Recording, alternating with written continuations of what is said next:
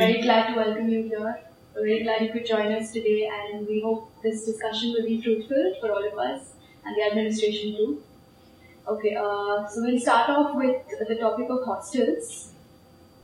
Yeah, so recently there was a fire in 15th block, and it was reported that it was due to AC malfunction. So what do you have to say about that?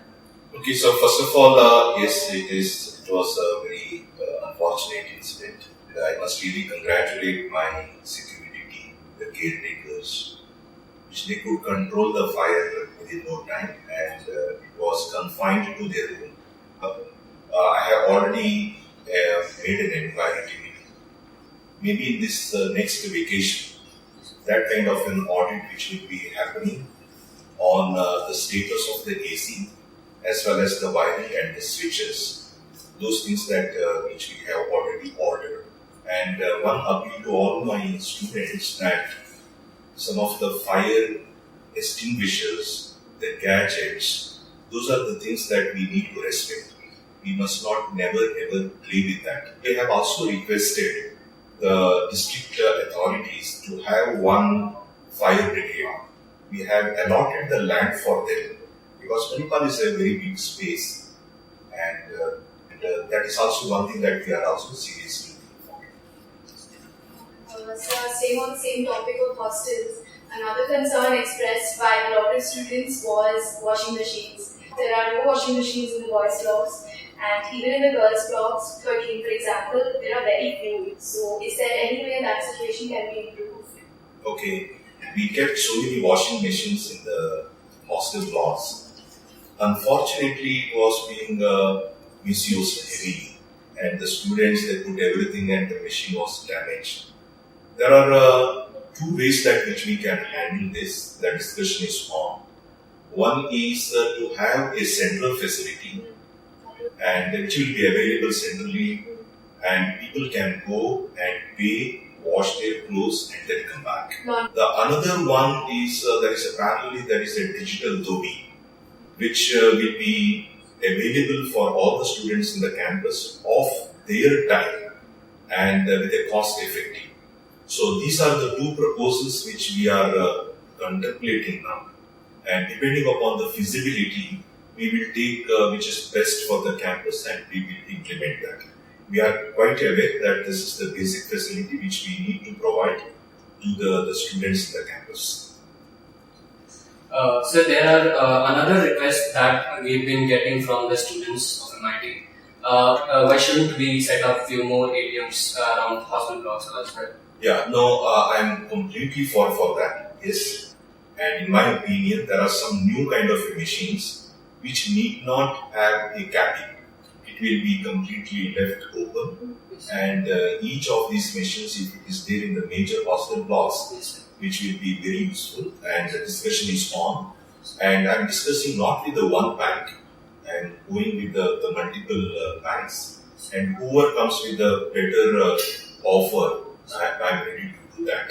So there is another complaint which I keep receiving from the students is the denominations. So those discussions is also on. So, and when it comes back, we will again get back to you. Sir, another thing, we could have a physician, a general physician on campus somewhere, or we could have a small clinic, or even a pharmacy.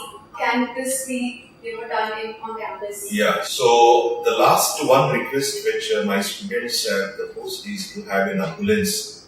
Okay, so which is a dedicated ambulance which will be available 24/7 in the campus. So now we have this. So now there are two other areas. One is the pharmacy. Pharmacy, we have started one of the outlets of Kasturba Medical Hospital's pharmacy we have started. Unfortunately, it did not work and we were forced to close this. But I don't mind in relooking into that. And we have a plan that to have a very sophisticated student plaza in the Commerce Center with a very nice structure. And when it comes, there will be one shop will be of the medical pharmacy. Pharmacy, in my opinion, it is the requirement. Now, your opinion or the students' request on having a shop here or consultancy kind of Yes. thing and having a doctor. We have our two opinions on that. Yes, to some extent, for a smaller things, we need not go to the hospital and put that in the line. Yes. Or sometime it may also affects a lot. See, for example, if you go there and after some time they may also say that no, it can't be done again, you go back to the main hospital. So in that way, are we delaying some kind of the treatment? So when the tertiary hospital is already there, whether it is an appropriate to have one more of this center here, so this is a questionable. So, but instead of that, why we are looking for is we have to stay in a line. So, what I have requested my hospital officials is that there will be a dedicated service which is available and the appointments. So, the students can call a doctor at a department and it will be given on the appointment so that you need not miss your class and that student clinic will be available even in the evenings. Instead of having a separate center here, I would like to relook into the operations of the student clinic. And if it works well, so then let us go ahead with the appointment level working. I also take the feedback from the student as well as from the doctor, and then we will look into that how we can go about it. Okay. Yes. Yeah. Yes, sir. So next concern that has been shown to us are our final year students.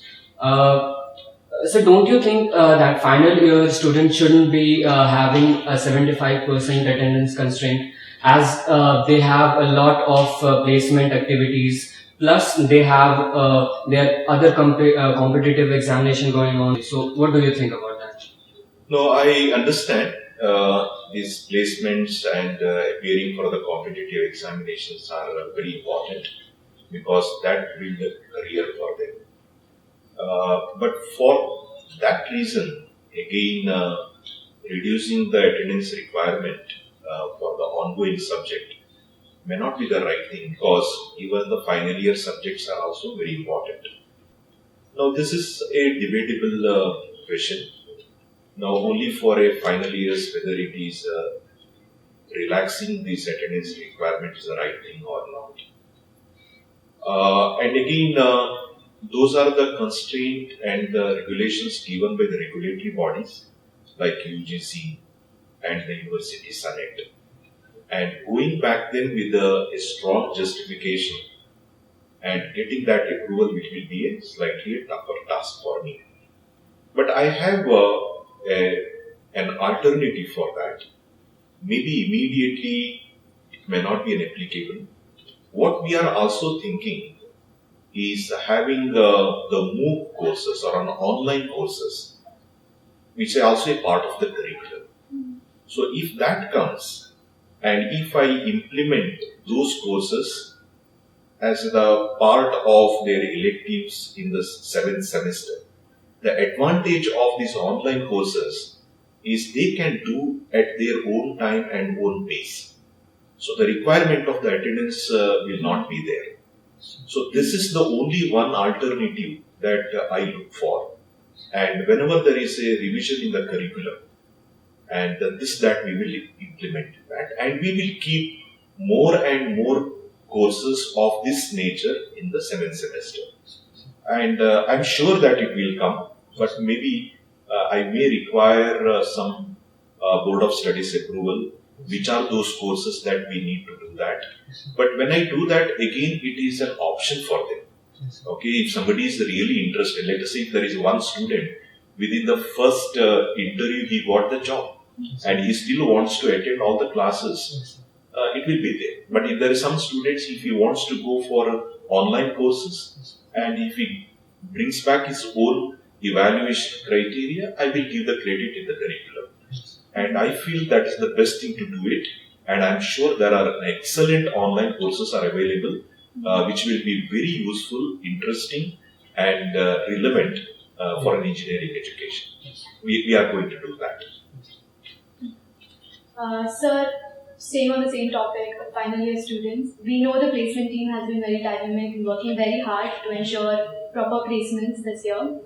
However, some of the branches such as aeronautical, instrumentation and communication, biomedical, they are not very satisfied with what they have. They want to know if we can have more core companies coming into the college for placements, and if they can successfully recruit more students from these branches.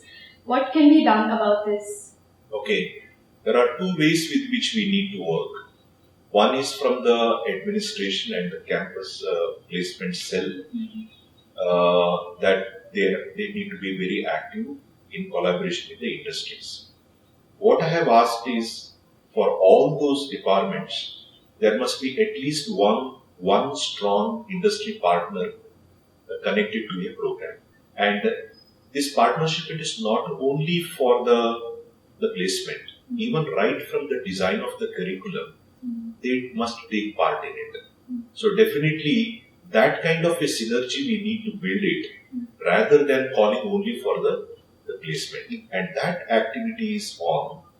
And I have nearly about 50 of the industry personals in my roles as an adjunct faculty members, and they are the people who really help me in bringing those core companies back into the campus for the placement.